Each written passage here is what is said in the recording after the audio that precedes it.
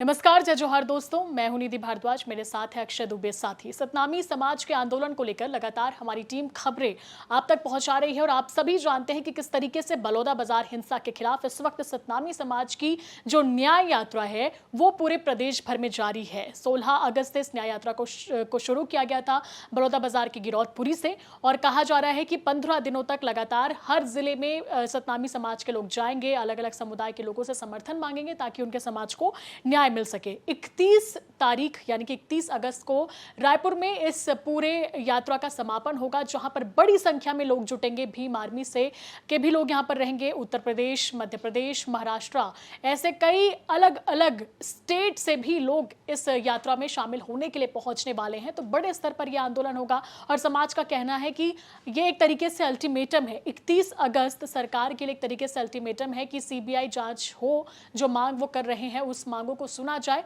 अगर उस तारीख तक पूरी नहीं की जाती उनकी मांग तो उसके बाद होगा बड़ा जेल भरो आंदोलन, हिंदू धर्म का परित्याग, जो कि हम पिछले कई रिपोर्ट में आप लोगों को बता चुके हैं। लेकिन सतनामी समाज के जो प्रोटेस्ट हुआ था, बलौदा बाजार में जो हिंसा हुई थी, उसे लेकर कांग्रेस विधायक देवेंद्र यादव की गिरफ्तारी हो जाती है। गिरफ्तारी होने के बाद अब एक तरीके से इस पूरे मामले में राजनीतिक एंगल बहुत ज्यादा बढ़ गया है, लोगों का इन्वॉल्वमेंट बढ़ चुका है। कांग्रेस प्रोटेस्ट करने जा रही है 24 अगस्त को और बहुत बड़े स्तर पर इनका यह धरना प्रदर्शन होने वाला है। वो कह रहे हैं कि हम देवेंद्र यादव के साथ खड़े हैं, हम सतनामी समाज के साथ खड़े हैं। देवेंद्र यादव भी जब जेल जा रहे थे तो उन्होंने सतनामी समाज का जो सफेद ध्वज होता है, जो समाज का ध्वज होता है, उसे हाथ में लहराते हुए वो नजर आए थे कि मैं समाज की आवाज उठाते रहूंगा, समाज के लिए लड़ाई लड़ते रहूंगा, इस सरकार से मैं डरने वाला नहीं हूं। लेकिन यहां पर बीजेपी को मिल जाता है बड़ा मौका। बीजेपी के विधायक आरंग से और साथ ही साथ सतनामी समाज के गुरु खुशवंत साहिब कहते हैं कि सतनामी समाज का अपमान देवेंद्र यादव ने किया है। यह अपमान कैसा है, ये यहाँ पर समझने वाली बात है। जब वो ध्वज उठाते हैं तो वो गाड़ी के ऊपर जब खड़े होते हैं देवेंद्र यादव, वो शायद वीडियो आप लोगों ने भी देखा होगा कि किस तरीके से एक कार के ऊपर खड़े होकर देवेंद्र यादव संविधान की किताब अपने हाथ में लेते हैं, ध्वज लहराते हैं, तो ध्वज को वो नीचे से उठाते हैं जो शायद उनके पैर के पास खड़ा था। ऐसा आरोप बीजेपी लगा रही है कि वो ध्वज उनके पैर से टकराया है, पैर के पास उन्होंने रखा था, तो साफ तौर पर यह सतनामी समाज का अपमान है। लेकिन यह सोचने वाली बात है कि जब कांग्रेस इतना बड़ा आंदोलन करने जा रही है, सतनामी समाज का यह आंदोलन होने जा रहा है, तो आखिर बीजेपी सरकार क्या करने वाली है? तो अक्षय, क्या लग रहा है कि अब तक बीजेपी सरकार की तरफ से कोई बड़ा स्टेटमेंट नहीं आया है? जांच चल रही है तो सभी मंत्री बोलते रहते हैं, लेकिन बड़ा स्टेप और बड़ा बयान दोनों ही अभी तक सरकार की तरफ से आना बचा है। देखिए, सरकार के पास बहुत कुछ तो भी है नहीं हाथ में। सरकार सिर्फ इस मसले को बहुत ज्यादा तूल नहीं देना चाहती, इसलिए बयान सतनामी समाज को लेकर तो बहुत ही सॉफ्ट एक कॉर्नर भी नजर आता है, क्योंकि एक वोट बैंक का ही मसला है। और पहले दिन से ही सरकार की राय यही रही है कि इसमें सतनामी समाज की भूमिका नहीं है। जो बलौदा बाजार में जो इंसिडेंट होता है, जो घटना होती है आगजनी की, उसमें सरकार का स्टैंड है कि इसमें सतनामी समाज का इन्वॉल्वमेंट नहीं है, इसमें तो किसी तीसरे पक्ष का षड्यंत्र है। और खास तौर पे उनका इशारा कांग्रेस की ओर रहता है, या फिर दबी जुबान में भीम आर्मी, क्योंकि बहुत सारे भीम रेजिमेंट के लोग गिरफ्तार हुए हैं, तो सरकार का इशारा उधर रहता है।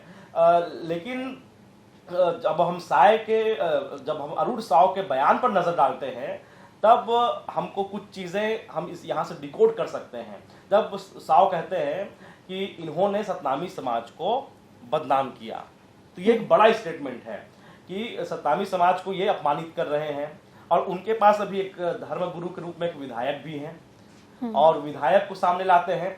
जिस दिन देवेंद्र यादव की गिरफ्तारी होती है, उसके बाद फिर ये तो लोग दिमाग में आएगा ही कि बीजेपी का इस पर क्या स्टैंड है, बीजेपी के लोग इस पर क्या बोल रहे हैं। तो एक तरफ जहां डिप्टी सीएम साव अपना बयान देते हैं, लेकिन वहीं एक प्रेस कॉन्फ्रेंस गुरु खुशवंत साहिब की ओर से भी करवाया जाता है, जिसमें वो ये फिर बोलकर एक नया बखेड़ा खड़ा कर देते हैं कि देवेंद्र यादव ने सतनामी समाज का अपमान किया है, सफेद झंडे का अपमान किया है।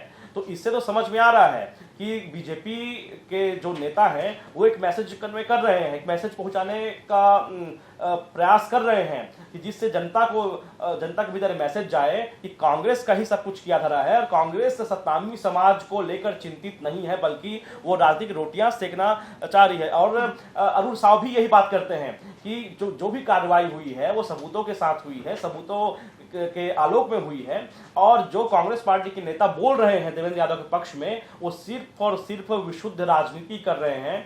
और सतनामी समाज को लेकर हमारी पूरी सहानुभूति है। सतनामी समाज बहुत ही शांत समाज है। ये तमाम प्रकार की जो बातें हैं वो सरकार की ओर से की जाती है, लेकिन जब बात आती है कि सतनामी समाज का एक बड़ा आंदोलन होगा, उस पर अभी तक सरकार की ओर से कोई आधिकारिक रूप से कोई बयान नहीं आया है। बीजेपी की ओर से कोई बयान नहीं दिया गया है। क्या उस आंदोलन से पहले सतनामी समाज को समझाने बुझाने का प्रयास किया जाएगा? जो उनकी मंशा है, जो वो चाहते हैं कि सतनामी समाज, जो अमरदास गुफा में जो कुछ हुआ, बलौदा बाजार में जो कुछ गिरफ्तारियां हुई हैं, उस पर अभी भी सरकार की ओर से अगर हम कहें कि कोई कार्य किया गया है, कि किसी चीज को क्रियान्वित किया गया है, तो वो तो अभी प्रयास नजर नहीं आ रहा है, सिर्फ बयानबाजियां हो रही हैं। तो चलिए देखने वाली बात होगी कि समाज की तरफ से देवेंद्र यादव की गिरफ्तारी को लेकर क्या बयान आता है। क्या वो सपोर्ट करते हैं, कांग्रेस के समर्थन में आते हैं, या सरकार कुछ बड़ा ऐलान करके समाज को मना लेती है? ये तो वक्त ही बताएगा। फिलहाल इस रिपोर्ट में इतना ही। हमें दीजिए इजाजत और देखते रहें छत्तीसगढ़ तक। नमस्कार, जय जौहार।